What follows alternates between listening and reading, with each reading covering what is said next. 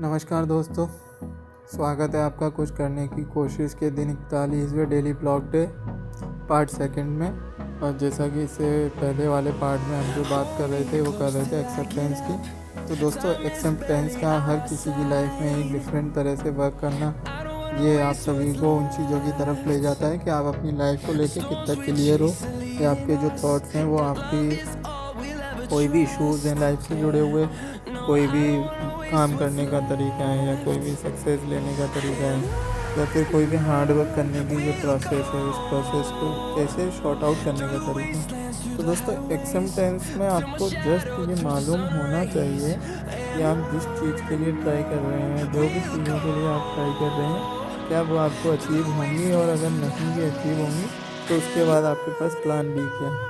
और दोस्तों, कई बार ऐसा होता है कि हम कुछ अचीव करने के लिए ट्राई नहीं करते होते, हम जस्ट एक्सपीरियंस गेन करने के लिए या उस चीज़ को करने में हमें अच्छा लग रहा होता है, जबकि उससे हमें ये मतलब नहीं है कि वो हमें आगे जाके हमारे करियर में काम आ रही है नहीं आ रही। तो दोस्तों, हर चीज़ सिर्फ प्रोफेशनली कनेक्ट नहीं होती है, कुछ चीज़ हमारी जो हॉबीज़ होती हैं उनके अकॉर्डिंग भी बदलती रहती हैं। लेकिन जो बेसिक पॉइंट है वो ये है एक्सेप्टेंस।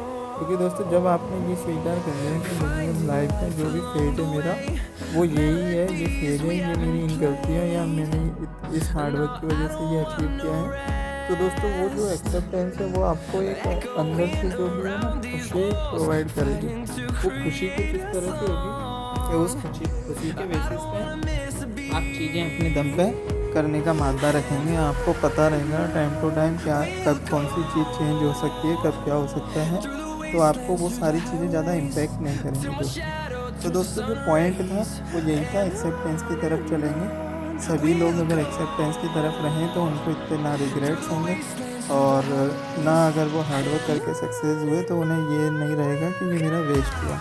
क्योंकि end of the stage it's all about acceptance, it's all about how you working and how you gain you experience in that process. मतलब उस चीज़ को करने में आपने जो रास्ता अपनाया, उस रास्ते में आपने कितने एक्सपीरियंसेस बटोरे, ये मायने रखेगा दोस्तों।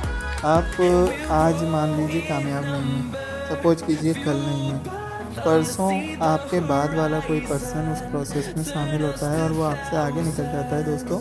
तो ऐसा नहीं है कि आप सक्सेस नहीं हुए, फेलियर हो गए दोस्तों, आपने उससे ज़्यादा एक्सपीरियंस बटोरा है अगर आपने ईमानदारी से उस टास्क को करने की कोशिश की है तो।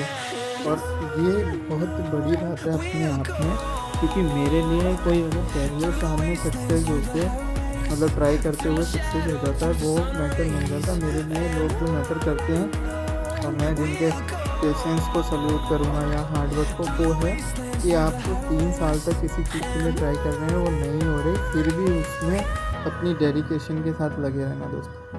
ये वाकई में अपने आप में एक बहुत बड़ी बात होती है। और इसका जो सबसे बड़ा फंडा होता है वो कुछ इस तरह से रहता है कि उस फंडे के लिए कि आप खुद को कुछ इस तरह से प्रिपेयर करें कि ताकि जो भी चीज़ें हो रही हैं लाइफ में वो आपको ही नहीं किसी को भी नुकसान ना पहुंचाएं।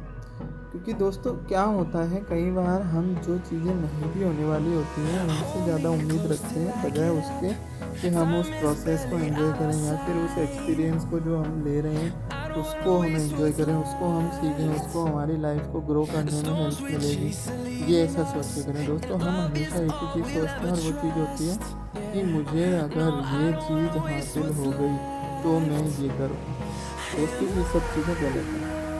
क्योंकि बेसिक पॉइंट ये है, जब आप किसी चीज़ के लिए ट्राई करेंगे तो बिल्कुल हैप्पीली करें, क्योंकि जो खुशी जिन चीज़ों में जो सुकून है वो कहीं भी नहीं है दोस्तों।